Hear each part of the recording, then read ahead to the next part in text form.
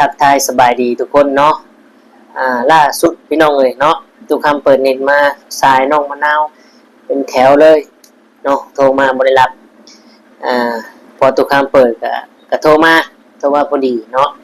เพิ่นโทรกลับมาอีกแต่ว่าเป็นแม่น้องมะนาวคุยพี่น้องเลยเนาะแม่น้องมะนาวคุยน้ำตู้คำพี่น้องเราก็อยากคุยเรื่องให้เกียรติหรือว่าน้องมะนาวก็ตื่นรุ่นหางานให้ผัวอยากลงมาอยู่ไทยแล้วก็เราก็คุยบอกว่ายันไปบ่รอดอีหยังต่างๆนานาแหละพี่น้องเลยเนาะเราก็บอกว่าลูกเนี่ยก็บอกอยู่แล้วว่าเนาะทั้งน้องเอ็มทั้งญาติพี่น้องก็บอกอยู่ว่าบ่ให้ไปหาขอน้องมะนาวก็บ่ได้ไปขอเราไปหาลิ้นเนาะแต่เราเห็นในคลิปมันยังว่าไปขอข้าวบ่มีข้าวกินทุกกุ้มใจ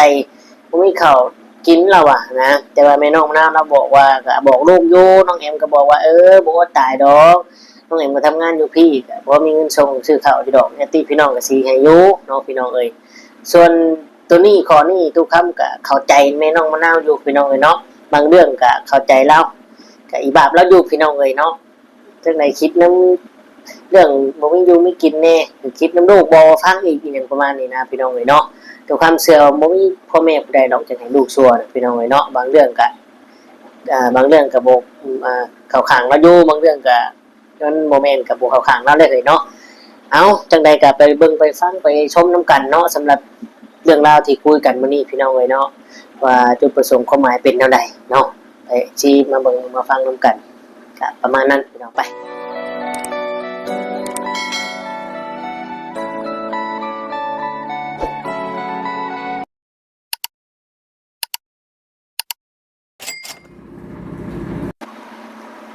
กับทักทายสบายดีและสวัสดี FC พ่อแม่พี่น้องหมู่เพื่อนเบิดทุกคนบ่ว่าสิอยู่ฝั่งไทยฝั่งลาวหรือว่าต่างประเทศก็ยินดีต้อนรับช่อง YouTube ตู้คำปันสุขเด้อพี่น้องเอ้ยเนาะเอาทุกคนเนาะ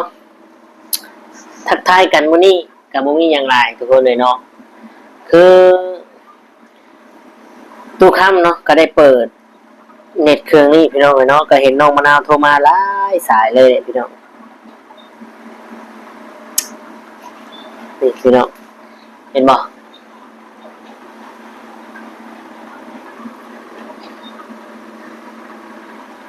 นี่ทุกคนตู้ค่ำบ่ได้รับเนาะพอตู้ค่ำบ่มีเน็ตเครื่องนี้ตู้ค่ำบ่ได้เปิดเห็นบ่น้องมะนาวโทรมาหลายสายเลยพี่น้องเนาะแล้วเพิ่นก็ส่งเสียงมาหาตัวคำนำได้นี่แหละพี่น้องเปิดนิดนะทุกคำเปิดนิดนะทุกคำเพิ่นให้เปิดเน็ตเนาะทุกคนเลยน้องมะนาวให้เปิดเน็ต หลังจากที่ทุกคำได้เปิดเน็ตเนาะเพิ่นก็ได้โทรกลับมาพี่น้องเนาะตอนแรกอะน้องมะนาวถามว่าเป็นได้งานได้แล้วบ่เนาะแล้วทีนี้น้องมะนาวก็ให้แม่น้องมะนาวคุยนำเนาะแม่น้องมะนาวก็ว่าอยากคุยกับตู้คำอยากคุยนำตู้คำเรื่องที่เพิ่นหางานนี่แหละเราอ่ะ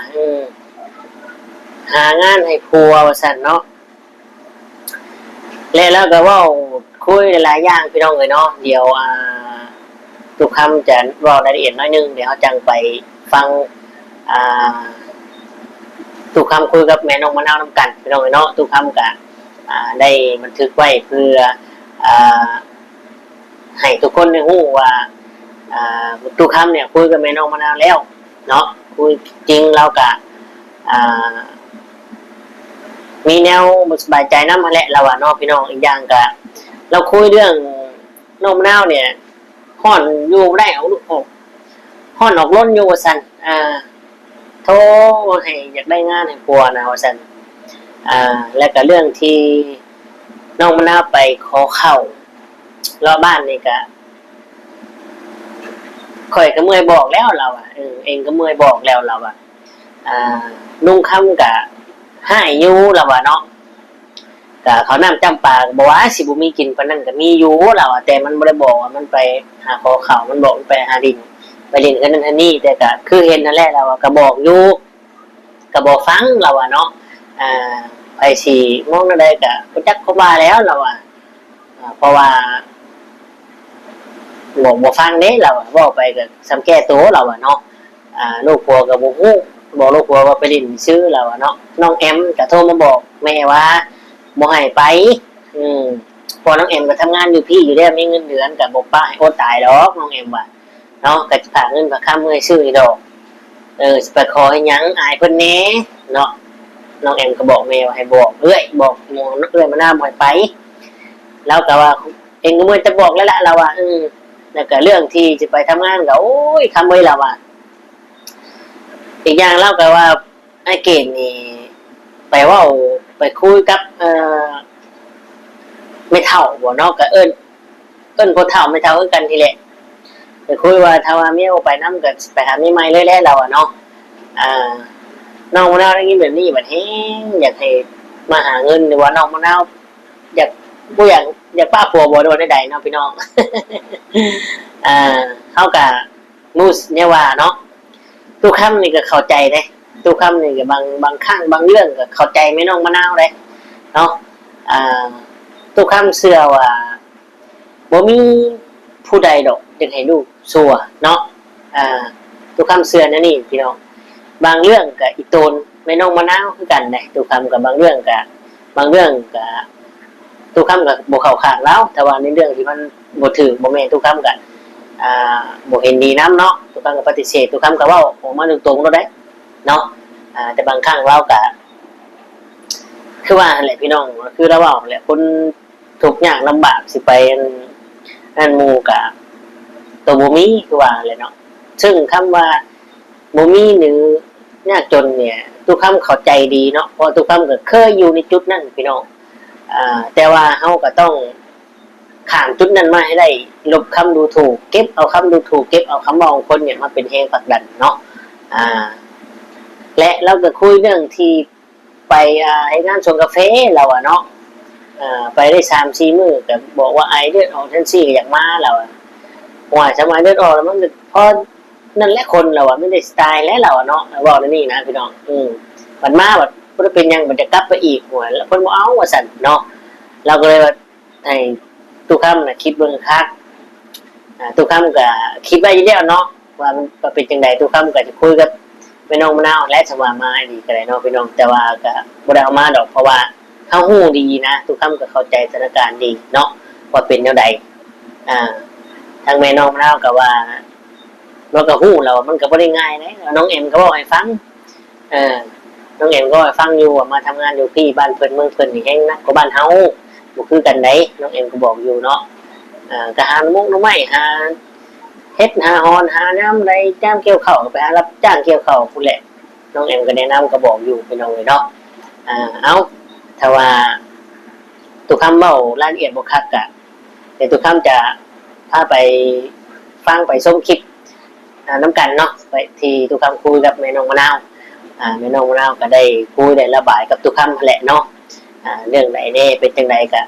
มาฟังน้ำกันพี่น้องเนาะไปเอาพี่น้องก่อนไปฟังไปชมกันฝากกดไลค์กดแชร์เนาะกดติดตามแล้วกด Subscribe ให้ตุกคำเด้อเนาะเพื่อตุกคำมีได้เล็กๆน้อยๆให้สมรักไปโรงเรียนเนาะเงินไปโรงเรียนวันละ50 บาท40 บาทพี่น้องบางมื้อก็บ่ได้ เนาะก็บ่พากดขาดพี่น้องเลยเอาไปเบิ่งไปฟังนํกันโอเคโอ้ได้ยินอยู่บ่มันพอได้ยินมีสัญญาณส่งเสียงเนาะฟังนํกันพี่น้องยาวๆเลยเป็นไดเอามาสเต็ปไปยังบ่ได้เงินค่ารถนะกะหาก้อนเลยงานก็ยังต้องจัดเอาสะอาดตัดเล็บมือเล็บเท้าเล็บตีนแล้วไปทำงี้ถ้ามีงานโทรบอกเด้อได้สิเฮ็ดสุขภาพแท้บ่ชอบนะพร้อมแท้แล้วใช่สิมาพี่น้องนั่งฟังกันเนาะได้สิบไมค์ก่อนฮัลโหลได้ยินอยู่ให้แม่ดู เออฮัลโหล นั่นสามีเลย ฮะ อืมบ่อีกเก้าหวนหางานให้ผัวสิดอก สิมาแท้บ่ดี มัน บ่ ก็บวน ว่า นะ ได้นะ ยันบ่คือว่าอะไรไปว่านำไปเฒ่าไปหน้าไปเฒ่าแก้วมื้อนั้นเว้าอีชัยถามว่าเจ้าบ่ได้ไปหาเงินบ่ไปอยู่เพิ่นน่ะกันไปได้นั่นบ่มาแล้วว่ะ อื เมียคันเมียบ่ไปต้องสิเอาเมียมาอีกนั่น เออแล้วเว้านะ คันเมียบ่ไปต้องสิเอาเมียมาอีกเพิ่นว่าบัดเมียถามมาเว้าหยอกซื่อเพิ่นบ่แม่นแน่เว้าหยอกว่ะ แม่นมันบ่คือ เล่นไปเล่นไปเลยนะเต่าผมเราเออเราได้เงินเดี๋ยวเราไปจะมาเจ็ดว่ะ นั่นน่ะแล้วแนวจังบ่นั่นบ่กล้า ว่าสิแท้ บ่กล้าหาให้ได้แบบนี้เนาะ อืม เพิ่นว่าเจ้าเพิ่นว่ามัน เอาเพื่อนไปเพื่อนไปกู้เงินกับไปผู้เดียวบุ้มหัวไปน้ ใครไปกู้ อันนี้ได้เสด็จ หึ คนบอกว่าได้เงินเดี๋ยวมีป้าได้ทีเลยทุกอย่าง เราเราบ่เราบ่ มาทุกอย่างลำบากนี่หมอบอกน้ำไม่เท่าแก้วเท่าแก้วน่ะเป็นน้องพ่อตู้เลยประดิษฐ์เต็งประดิษฐ์ไปชื่อน่ะ อีชัยไปถามอีไม่เท่าแก้วถามเจ้าเงินบ่ไปอยู่หรอวะมีบ่ไปนั่นก็ไปผู้เดียวนะบ่มาหรอเอาเมียใหม่เพิ่นว่ามึงให้ไปก็ได้คำเลยแล้วว่ะแล้วอย่าไปก็ไปนะหาบ่พังบ่เพิ่นเมียก็หางานให้ตลอดบ่ได้อยู่ได้เช้าเมียก็ว่าเดี๋ยวมาอยู่หั่นมันก็แน่ไปแล้วมันเป็นหยังมามึงอย่ามาตีกูได้เจ้าเอ้ยว่ะแบบมึงอย่าตีบ่ให้กูจะให้ตีกูบ่ให้ปะมึงหาเองมึงไหนว่ะบ่ฟังเนาะ น้องบ่อยู่บ่แอมบ่มีเงินก็อยู่นำบ้านหั่นบ่ตายดอกน้องบอกนะ เห็นอยู่คลิปของน้องกัน มันบอกบ่พังเขาเห็นที่พื้นชูแล้วว่าพื้นไปตายจังไดพวกทำนี่ไปชี้หามืออยากมาว่ะชวนกาแฟกะมาได้บ่ได้2 มื้อโทรไปหาแม่วันอยากไปอีกแล้วบ่เอา อยากไปชวนกาแฟเลย ไปเว้าว่าฮะเลือดออกเลือดเอกมันแล้วคันฮะเลือดออกอยู่ฮอดปีดอกได้แม่เวียงอยู่แล้วว่ะมันบ่ความดันขึ้นสิไปไสดอกกวดอยู่พุ่น160 180มากวดอยู่พี่160มันก็ลดลงแล้วล่ะว่ะคงตัวกินลายบ่เฮ็ดงานล่ะว่ะมีแต่นอนล่ะว่ะกินแต่นอนว่าเพิ่นต้มไข่ไปเช้าก็6หน่วยดอกกินไปเช้าแล้วว่ะคันเฮา2หน่วยยังบ่เบิดดอกแม่เวียง แม่นและจุกและ เงาะเกินกินเฮ็ดคือตัวคนด้วยนะว่านะเฮาก็กินยังไปกินน้ำมันก็บ่นั่นแหละงานก็บ่แต่ว่าในนี้มันก็ยากว่าอยู่ว่าอยู่ว่าตู้ค้ำอยู่ว่าตู้เย็นไปได้บ่เพิ่นตู้ค้ำยืมเงินเฒ่าแก่ได้ว่าเย็นบ่ได้มาได้ลางไปฮอดได้บ่สิ้นเดือนสิ้นล้านหนีป้ารถเอาอีกแล้วค่าพอตู้ค้ำอย่างเงี้ยได้ว่าครับปานว่าแม่นตัวสิหาแทนติหาแทนนี่แต่อยู่บ้านมันติมีเงินไม่ค้ำอ่ะมันติสิได้หาเงินน่ะเฮาก็บ่ได้หาดอกมันยันไปซิใช่ปากติยังบ่กุ้มลูกผ่านมาเสียพันแท้ได้ชื่อใช่ปากติว่ะว่าเมื่อตอนบ้านไหนว่าสิไปลิ้นน้ำยูถึงถามเจ้าข้างในอยู่ว่ามันเป็นแต่มาแท้หั่นน่ะมาเฮือนบ่ดิมาบ้านเด้ยัง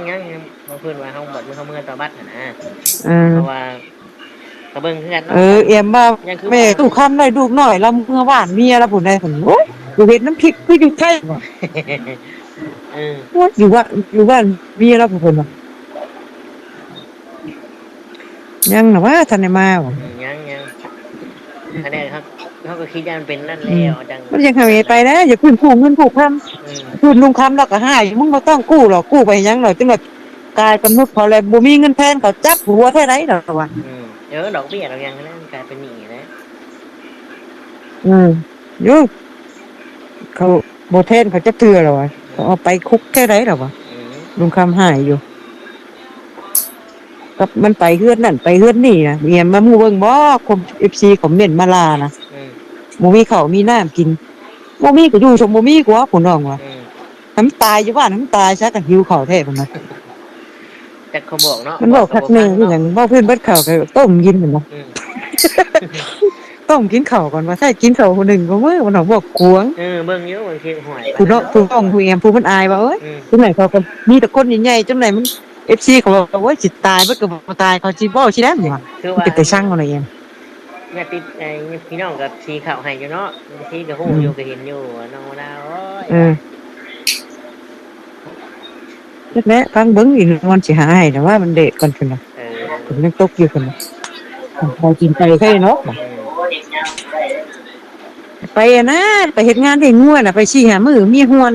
อยากไปนำ ในงัวอยู่ไสน่ะ เนาะผู้น้องมาฟรีผัวไปหาเงินเมียเป็นว่าฮวนตายอยู่บ้านอยู่ในประสาทขึ้นอีกว่ะสิฮอดผัวน้องว่ะ ย่างเป็นอันนั้น มันสิบ่เป็นนั่นบ่ ย่างเป็นอันนั้นแล้ว มันสิบ่ตายบ่ฮวนมีแต่ ย่างเลาะบ้านกระทางมันเลาะแล้วผู้น้อง มีแต่ให้เล่าให้ไอ้เก่งพาไปหาน้ำใหม่ปลูก ทุกอย่างก็อยู่กันทางน้องว่าบ่ตายดอกบ่มีเงินก็ น้องแอมก็บ่ป้าให้ตายเนาะ น้องสิได้มันเป็นบ้าแต่น้องแอมมีเงินเดือนอยู่แล้วก็นั่นอยู่ ถ้ามีงานจนไปมีเงินมีคำก่อนน้องเนาะ มันพร้อมจะ ดูดิอย่าไปเดี๋ยวนี้อย่างนี้มันไปชมไปยังไงน้องว่ะ จะได้ไปสิเกี่ยวเข่าเลยเนาะ จะมีชี้กับ นี่ได้แม่ว่าบอกสิเกี่ยวเขาเลยชีวิตมีป้าเนาะว่ะตอนบ้านเขาของกูกับน้องนี่ทหารแนวดีกว่า ไอ้ชี้ก็บอกอยู่ กูว่าสิพักบางชีวิตหน้าปีนี้ ดูคำ เสียนเด็ดบ่ได้ว่านี่สิอยากมีตลอดป่ะ อย่าเพิ่งหางานเด้อถามแม่น้องมะนาวก่อนว่า อู้เราไปกับเฮาสิเกี่ยวแล้วเพิ่นใครได้เกี่ยวบ่ได้ปีกายนี่พอไปค้อนกูอยากชวดหัวมึงเรื่อยว่ะโลแต่กลางบ้านกูเกี่ยวเขาหยอดหญ้ากับน้องว่ะ ย่านผัวไปให้ มึงว่าคือรักมึงน่ะว่ะ เรื่องนักกันเนาะ นักเลยปีกายนี่น้องดึกเกี่ยวใช่สิมัวสิหัวเพิ่นว่ามันหึนน้องชวนเกี่ยวเขามือหาดินอยู่ว่าเขาหญ้าไปจักคงเกี่ยวน้องดึกเกี่ยวใช้3มื้อจะหาเห็นเกี่ยว บอกกันไปคือเก่าแล้วติบอกกับฟังติ คือเขาแล้วเดี๋ยวนี้ก็ไปคือเขาแล้วกูหายไปเฮือนเขานั่นเขาไปอย่ามาเบิ่งดีกว่า FC เขาล่าคอมเมนต์มาล่ะมันว่ามึงบ่ได้อ่านบ่น้องบ่ได้สิแตกเขาว่ามาเลยมันว่าก็คือเขา เนาะ คนผู้เก่า เข้าใจแล้วชี้เข้าใจกันนี่นะแม่กันใจบอกฟัง ไอ้เพื่อนเสียแถมมื้อนั้นเสียแถมเนาะย่ามันนะเราเฮ็ดได้เราของเนี่ยคนเป็นนี่ได้บอกมันก็บ่ฟังแล้วว่ะมามื้อนั้นก็แข่งผลมาเอื้อยก็บอกอีไว้ว่าบ่มีเวียกก็นอนตุ้มผ้าเพื่อนก็เต้าเอ้ยว่ามันบัดเว้าซ้ำบอกเอ้ยไว้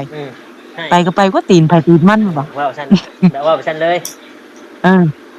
ตีนไผตีนมันบ่ได้บอกอีเอ้ยพังหรอกแม่ได้สอนชูมันพังไปตีนไผตีนมันมาเป้าจังก่อนว่ะจะได้เห็นเขาบอกว่าผู้อื่นเขาบ่ได้บอกมึงน่ะแข่งผ้าแข่งผลว่ะมันสิจักว่ามือชื่นนั่นก็แม่ว่าบ่ต้องไปหน้าผัวชวนไปหน้าดึงดือไปเฮือนวันค่ำผู้แม่ว่ามึงออกไปหน้ากูสั่งเตยยิ่งแข่งมึงแข่งฮักไปบ่ได้ว่ะไปเด้อ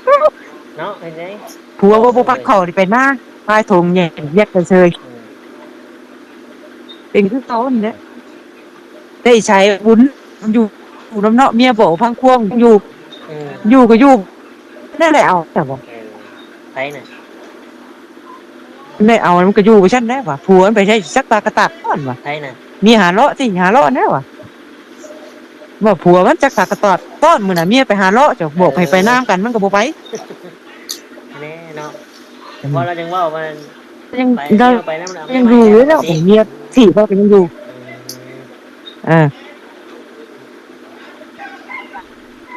บอกฟังควมคือเก่านั่นแหละเขาบอกมันสิพังใช่ว่ามึงอย่าตีมันได้ก็ว่าบ่ตีเด้อใช่ป่ะทั้งเถื่อโอกมันเจนปวดปากมันก็ปวดปากเขาโตว่ะ ทำนั่นเลยเนาะ ยืน ปวดอะไรบ้าง ฉันบอกเยอะโตยังตีปากหมู่อ่ะกูเป็นแม่มึงว่ะมึงบ่จะตียังปากกูว่ะ บอกให้เก่งได้ชวนไปโอ้ปลากระดอนคุณที่เราต้องไปเลาะจากบ้าน ว่าตุกภาพมันนะ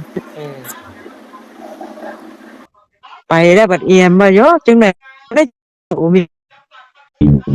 มีเงินมีคำบัดเขาหนีไปแล้วบัดลูกตัวบัดกู้พุ่นน่ะ แม่นเนี่ยมันก็ตกลำบากพ่อแม่พี่แน่แม่นอยู่เฮาปฏิเสธก็เป็นไรก็ลูกเนาะเข้าใจอยู่นี่นะ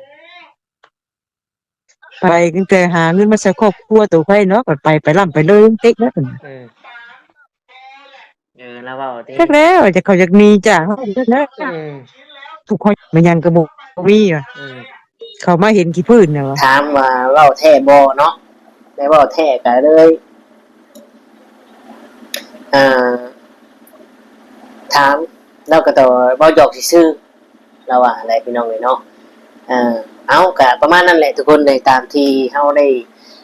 คุยกันก็แม่น้องมะนาวให้เนาะหลายคนก็คือสิเข้าใจว่าจุดประสงค์แม่น้องมะนาวเป็นแนวใดเนาะทางทุกครับเองก็เข้